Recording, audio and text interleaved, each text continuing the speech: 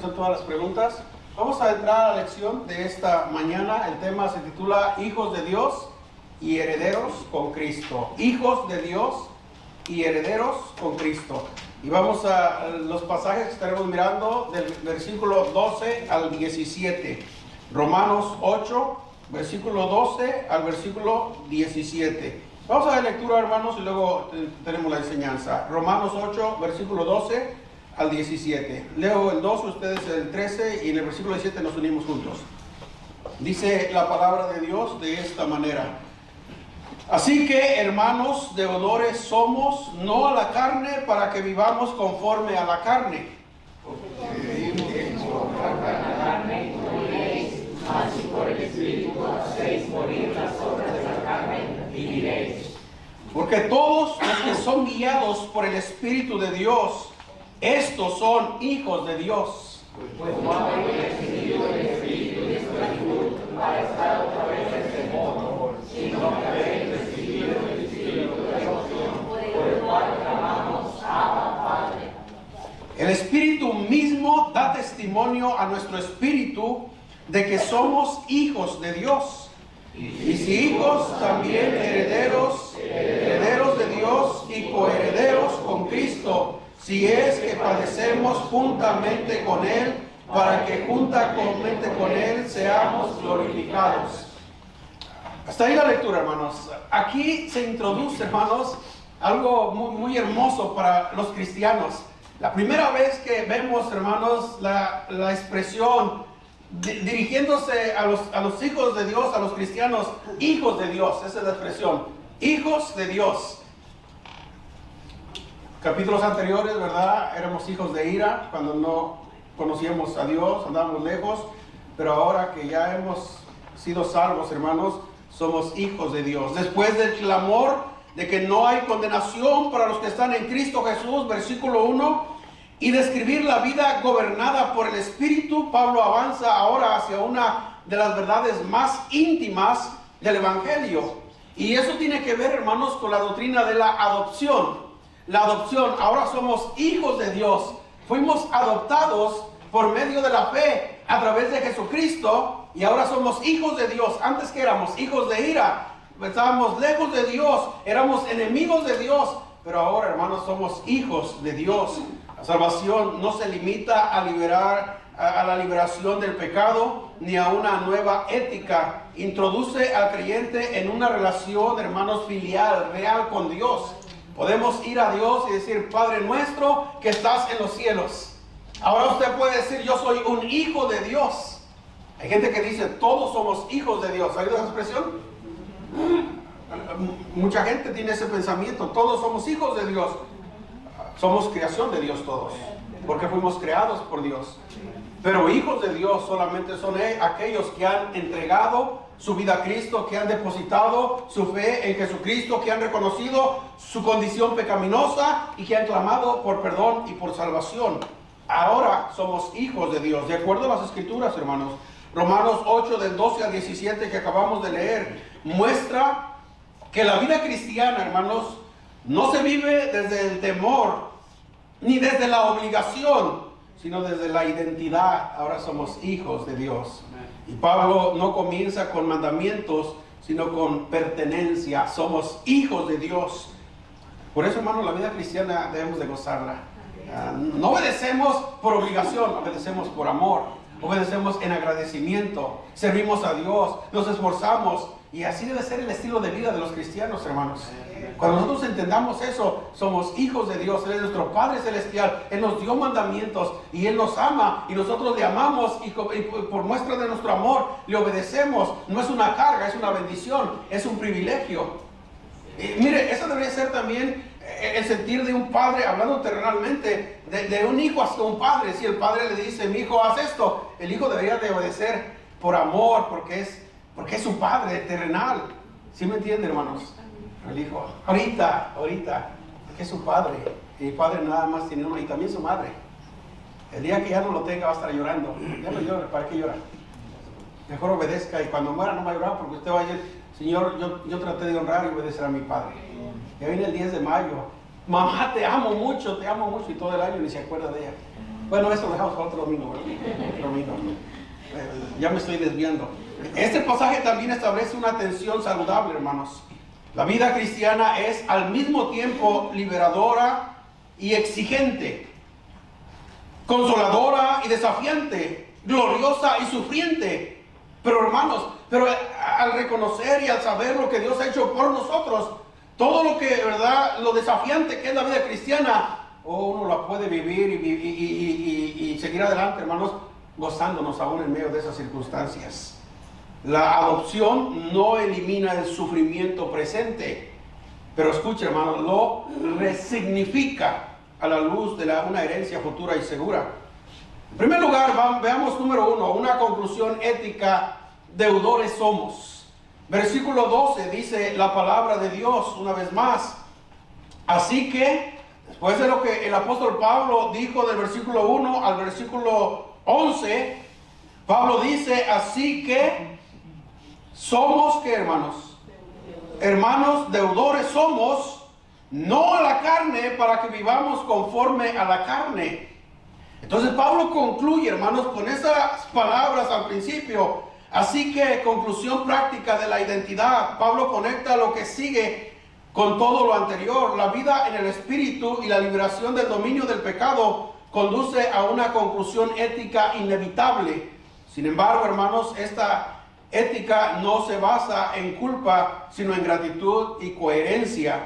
Y Pablo dice: deudores somos, no a la carne, para que vivamos conforme a la carne. Pablo utiliza el lenguaje de deuda para aclarar prioridades. El creyente, hermanos, no vive sin compromiso. O sea, bueno, ya soy salvo, gloria a Dios, puedo hacer lo que yo quiera porque ya soy salvo. No, eso no es el evangelio, eso no es lo que enseña la palabra de Dios. Mire, tengo que dar un ejemplo, no se va a comparar, pero, por ejemplo, usted está en una gran necesidad. De repente llega alguien a usted y le ayuda en su necesidad. Cuando usted, ¿verdad? ¿Cómo se siente cuando usted recibe la ayuda de esta persona en esa gran necesidad después de que la persona se va? ¿Cómo se siente? Agradecido y como un deudor. ¿Qué puedo hacer para corresponder esa muestra de gratitud, de amor, de ayuda? ¿Sí o no? Sí. Eso es humanamente hablando. Ahora, si el Señor, hermano, nos salvó y dice: ninguna condenación hay para los que están en Cristo Jesús. ¿Qué cosa hizo Dios para que el hombre pudiera tener salvación y ya no tuviera ninguna condenación cuando ha puesto su fe en Jesucristo? Envió a su Hijo Jesucristo. El precio fue caro, el precio fue alto. Amén. Entonces dice Pablo: deudores somos, no a la carne, para que vivamos conforme a la carne. El creyente no vive sin compromiso, vive con un compromiso, pero un compromiso correcto. La carne ya no tiene derecho alguno sobre la vida del creyente. Y esto es muy importante, hermanos.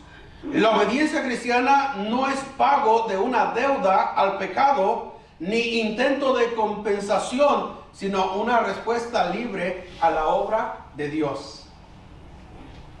Me acuerdo cuando en las Escrituras, hermanos, más de una vez el Señor vino e hizo al endemoniado gadareno, después que le sacó los demonios, ¿qué dijo el endemoniado gadareno a Jesús? ¿Qué le dijo? ¿Se acuerda? Te seguiré a donde tú vayas. ¿Qué es eso, hermanos? Una muestra de gratitud por lo que Dios había hecho en la vida de este hombre. El Señor le dijo: no, ve a los tuyos y cuéntales cuán grandes cosas el Señor ha hecho contigo. Muestra de gratitud. Deudores somos.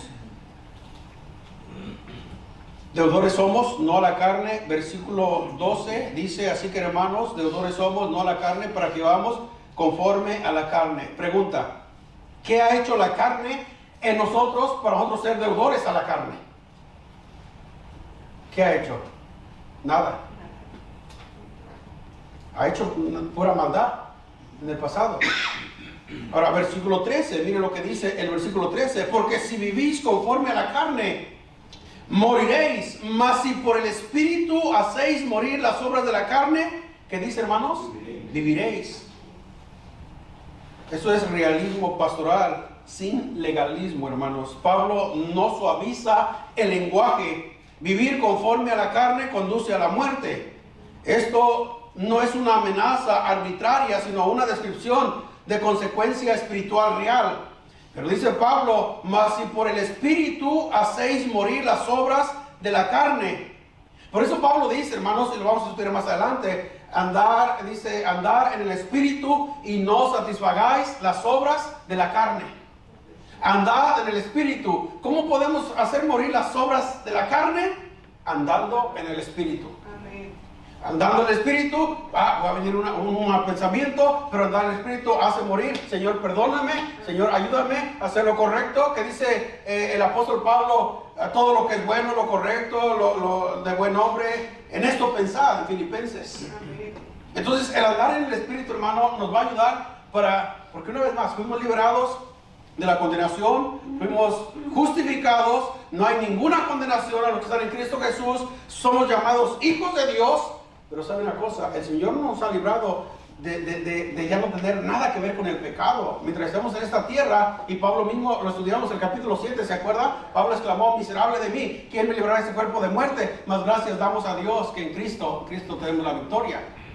Ahora, ¿cuál es nuestra responsabilidad? Andar en el Espíritu para que cuando venga, hermano, las obras, las tentaciones, podamos salir victoriosos, hacer morir las obras de la carne. Entonces, por eso dice Pablo, mas si por el Espíritu hacéis morir las obras de la carne, viviréis. El medio indispensable, la victoria sobre la carne, no se logra por reprensión emocional ni por disciplina aislada, sino por el Espíritu. Este destalla en esencia. El creyente no lucha solo ni en sus propias fuerzas. Tenemos el Espíritu de Dios en nosotros, hermanos. Y eso se llama, un teólogo, un pastor del pasado le llamó la mortificación del pecado, como proceso continuo. Hacer morir. Mas si por el Espíritu hacéis morir las obras de la carne, viviréis. Indica un proceso, hermanos. Hacéis morir, un proceso activo, un proceso continuo. La vida cristiana implica una participación consciente en la obra del Espíritu.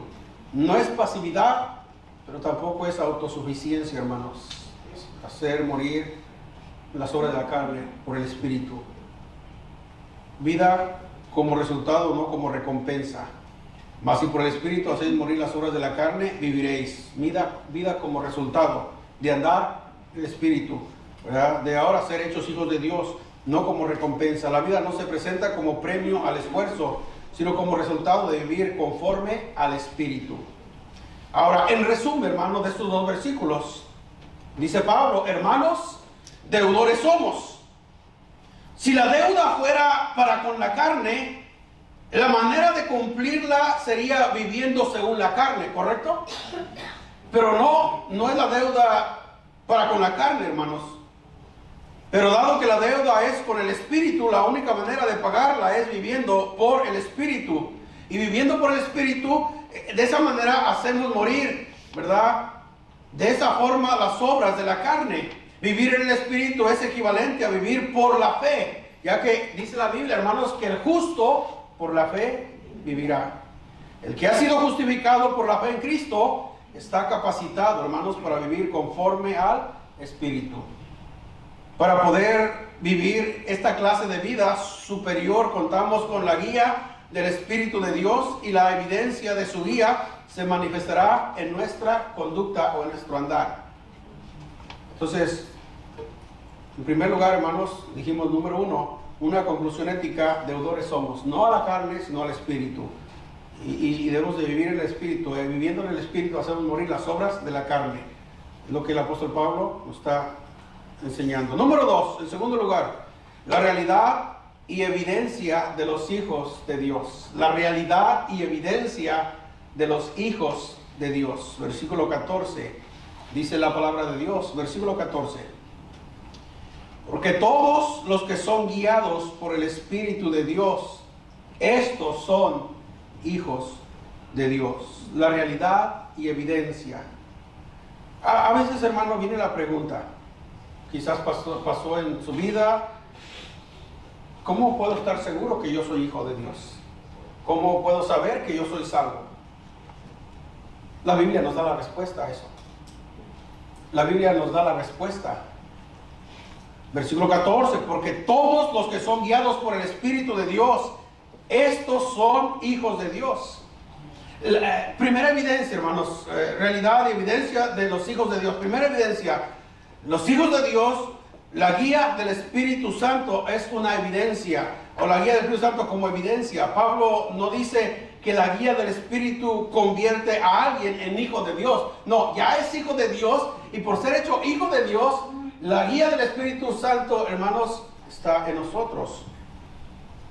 La guía del Espíritu Santo es revelada y nos enseña lo que somos. La adopción procede a la guía. La guía confirma la relación. Primero la adopción, luego el Espíritu Santo entra en el corazón cuando somos salvos, y luego el Espíritu Santo morando en nosotros, hermanos, nos guía. La guía del Espíritu Santo.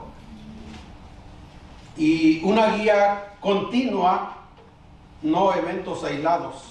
Ser guiado por el Espíritu Santo, hermanos, el Espíritu de Dios describe una orientación constante de la vida. No una experiencia ocasional de vez en cuando, no. Una orientación constante. La vida cristiana se caracteriza por una dependencia constante de Dios a través de su Espíritu Santo.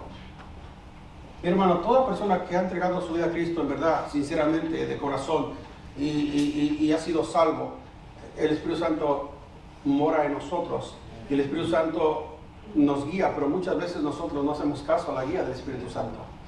El Espíritu Santo nos guía a la verdad, el Espíritu Santo nos redarguye, muchas obras que hace el Espíritu Santo en la vida del creyente. Pero ¿cuántas veces usted ha hecho cosas que usted sabe que no son correctas, o hemos hecho cosas, y luego el Espíritu Santo nos redarguye porque lo hiciste, que nos lleva al arrepentimiento? Eso es una evidencia de que somos hijos de Dios. Pastor, pero si yo hago algo malo, y yo sé que es malo, pero yo no siento nada, no hay nada en mí que me haga sentir mal, es una evidencia de que no ha sido salvo. Todo cristiano, hermanos. David, por ejemplo, el ejemplo de David. Lea el Salmo 32, Salmo 51. Mientras callé, se envejecían mis huesos, en mi gemir no había paz en el corazón de David. Sentía David que se moría por fuera, aunque por dentro, aunque por fuera parecía que estaba todo bien. Sí, no, hermanos, cuando sabemos que algo no está bien y sabemos que tenemos que arrepentirnos, no hay paz en el corazón. Eso es una evidencia de que somos hijos de Dios. Y el Espíritu Santo, la guía del Espíritu Santo, dice, versículo 14, Romanos 8:14, una vez más, porque todos los que son guiados por el Espíritu de Dios, estos son hijos de Dios. Y dijimos una guía continua, hermanos, una orientación constante de la vida.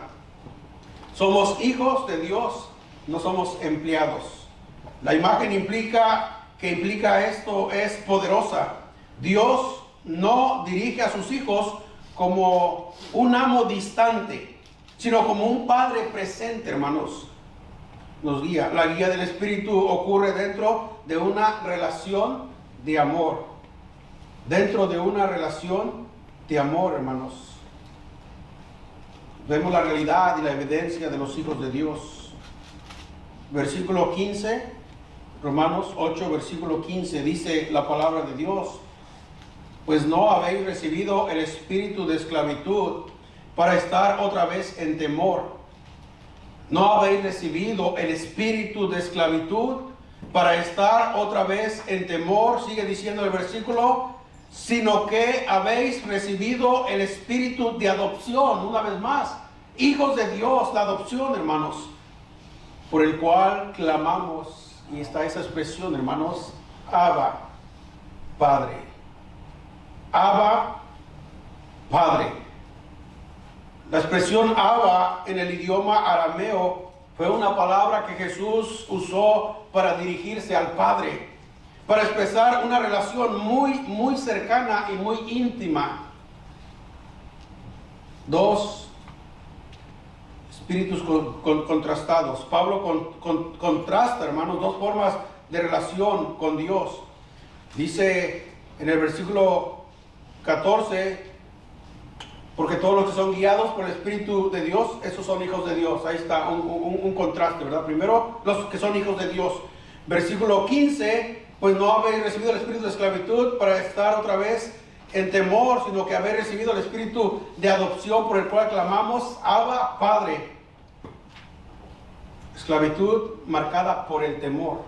No habéis recibido el espíritu de esclavitud marcada por el temor. Mire, la gente que vive esclavizada al pecado, hermanos, ¿sí o no? Vive constantemente en temor.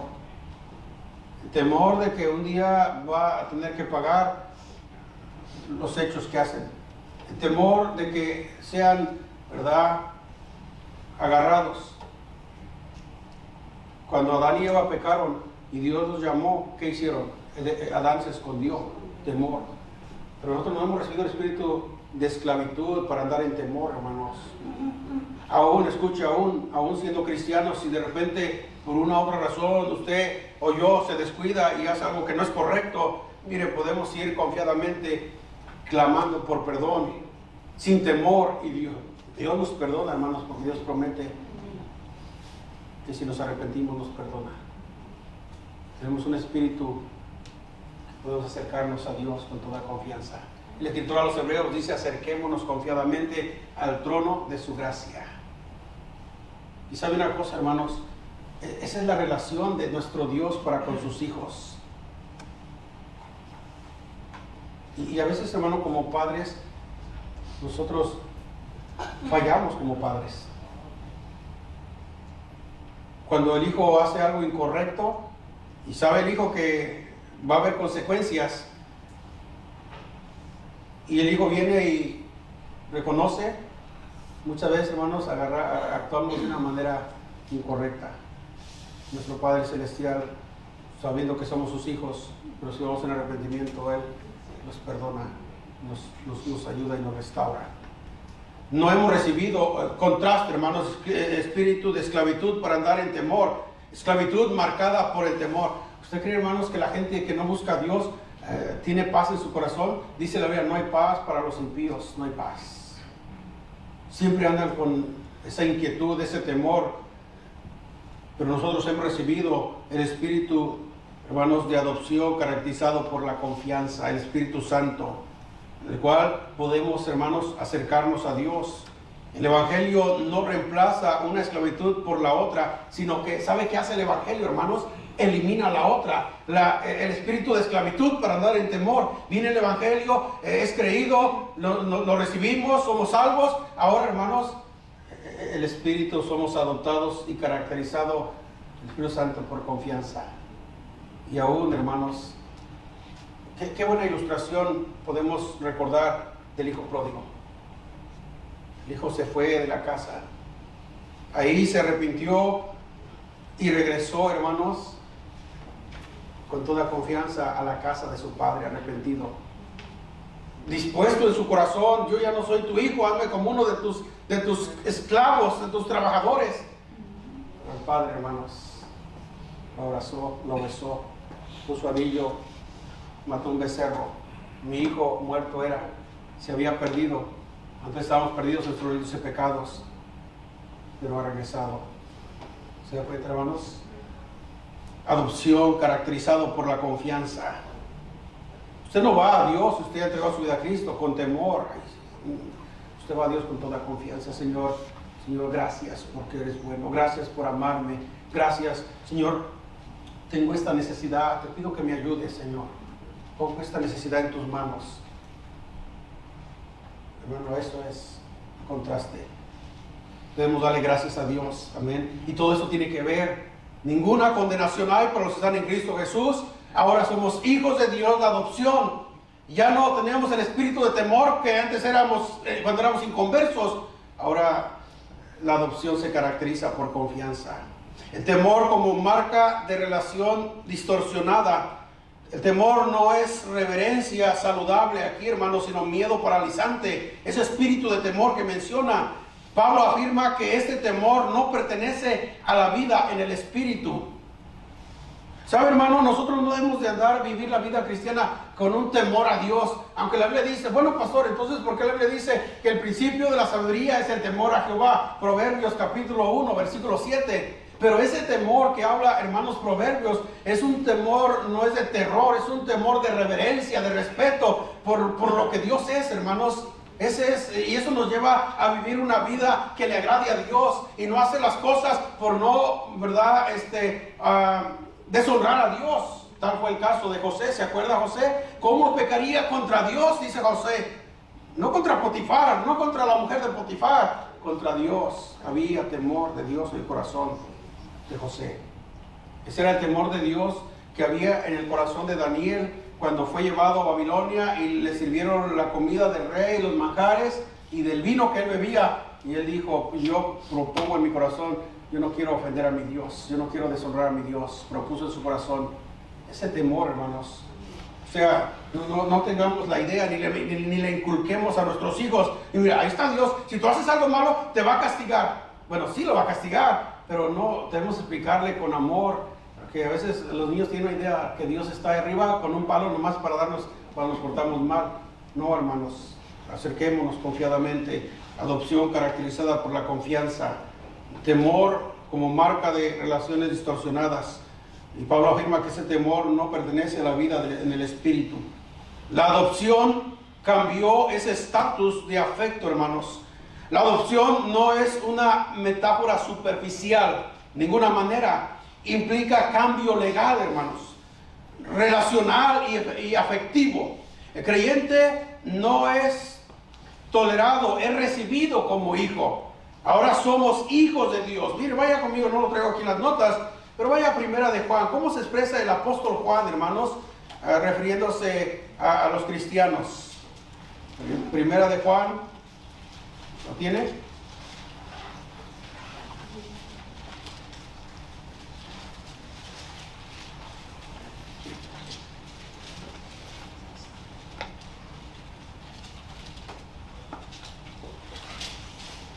Dice, capítulo 3, versículo 1, ¿lo tiene?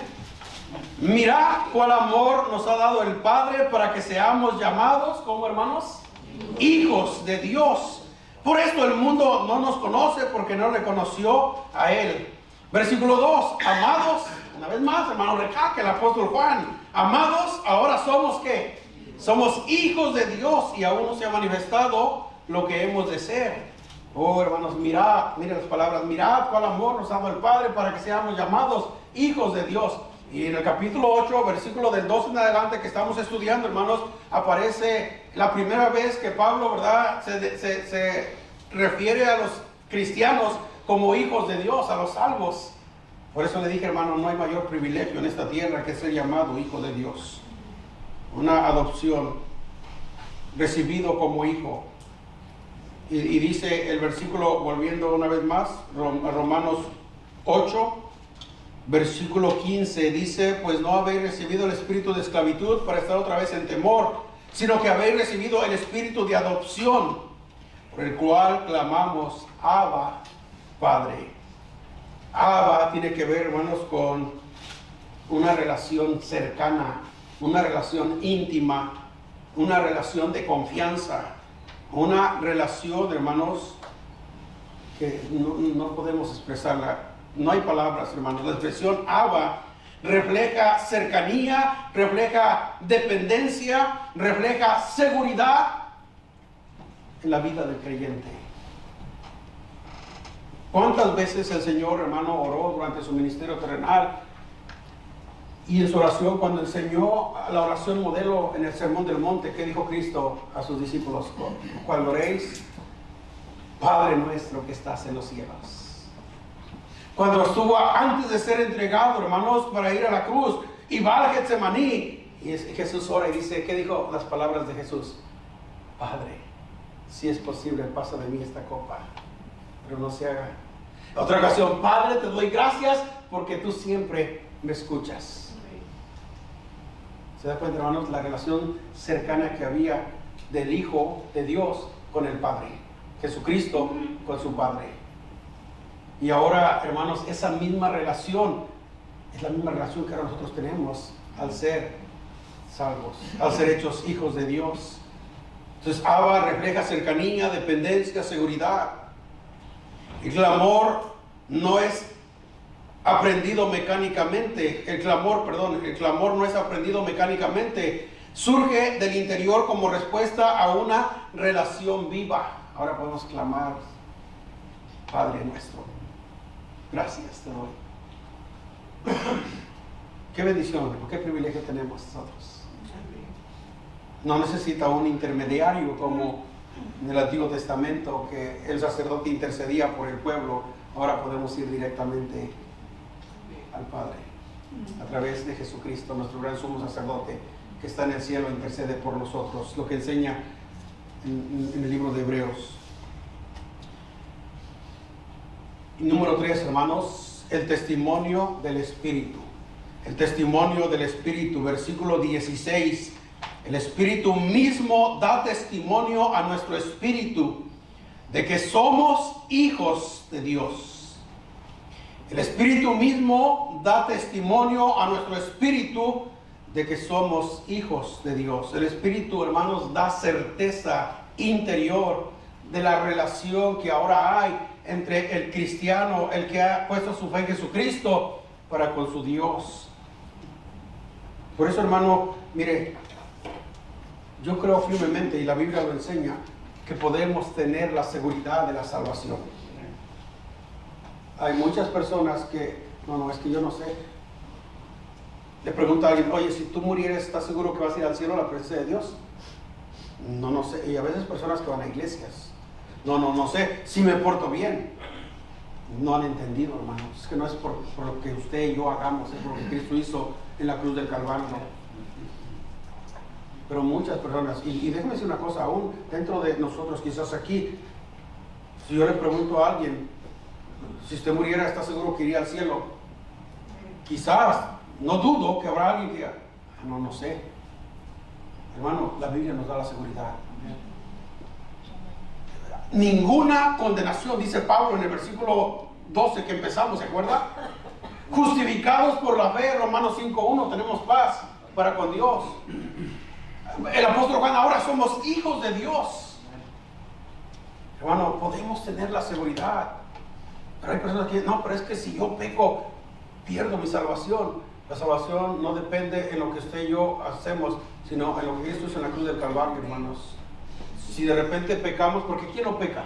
¿Quién no peca, hermanos, en esta tierra? Todos, de una u otra manera. La salvación es segura y para siempre. Y esa, hermanos, es una evidencia. El Espíritu mismo da testimonio. Dice, ¿cuál Espíritu? El Espíritu Santo morando en nosotros da testimonio a nuestro espíritu de que somos hechos hijos de Dios.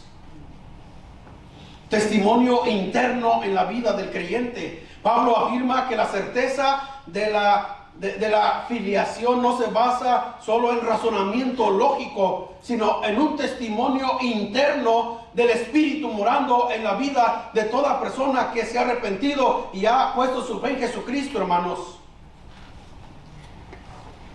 Esto no anula la fe ni la Escritura, simplemente, hermanos, lo confirma. El Espíritu da testimonio a nuestro espíritu de que somos hechos, ¿verdad? O somos hijos de Dios. Es un testimonio interno.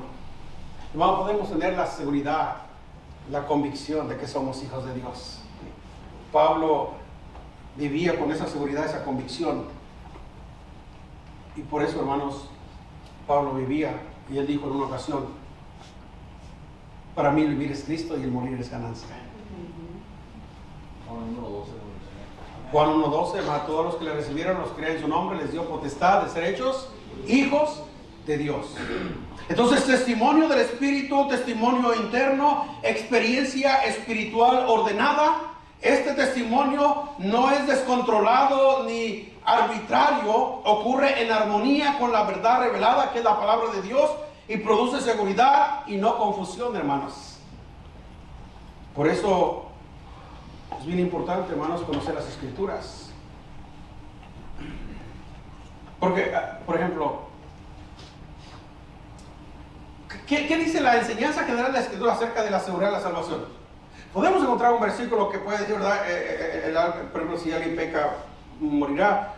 Bueno, Ezequiel dice, ¿verdad? El alma que pecare morirá. Pero la enseñanza, mira, hermano, siempre cuando usted va, cuando quiere saber acerca de un tema, por ejemplo, la salvación, acerca de la iglesia, acerca de cualquier tema, nunca use un solo versículo para llegar a una conclusión. Tiene que estudiar qué dice la enseñanza general de la Biblia, y ahí entonces va a llegar a una buena conclusión. Por ejemplo, hablando de la salvación, dice, hay un pasaje que dice, bautícese para ser salvos, dice. Entonces, si yo leo ese solo versículo, yo voy a llegar a una conclusión. Yo necesito bautizarme para ser salvo. Si yo no me bautizo, yo no soy salvo. No, nada más hay un solo versículo. Pero ¿qué dice la enseñanza general de la Biblia, hermanos? Cuando Cristo murió había dos malhechores, uno a su derecha, otro a su izquierda. Uno se burló, el otro creyó, se arrepintió y clamó, acuérdate de mí cuando venga en tu reino. Jesús le dijo, hoy estarás conmigo en el paraíso. Murió, fue al cielo por la gracia de Dios, pero no se bautizó. Si el bautismo fuera requisito para ser salvos, hermano, la enseñanza general de la Biblia lo dijera. Entonces, eso es muy importante. Experiencia espiritual ordenada. Dios, ¿verdad? Ahora que somos salvos, el Espíritu da testimonio a nuestro espíritu de que somos hijos de Dios. Y el Espíritu morando en nosotros nos ayuda para poder vivir una vida ordenada. Amén. Y cuando de repente nos queremos desordenar, el mismo Espíritu, ¿verdad?, nos redarguye y reconocemos y somos salvos, ¿verdad? Señor, perdóname, y otra vez volvemos a lo correcto. Seguridad relacional, también vemos, hermanos, en ese versículo, la certeza de ser hechos hijos de Dios fortalece la perseverancia.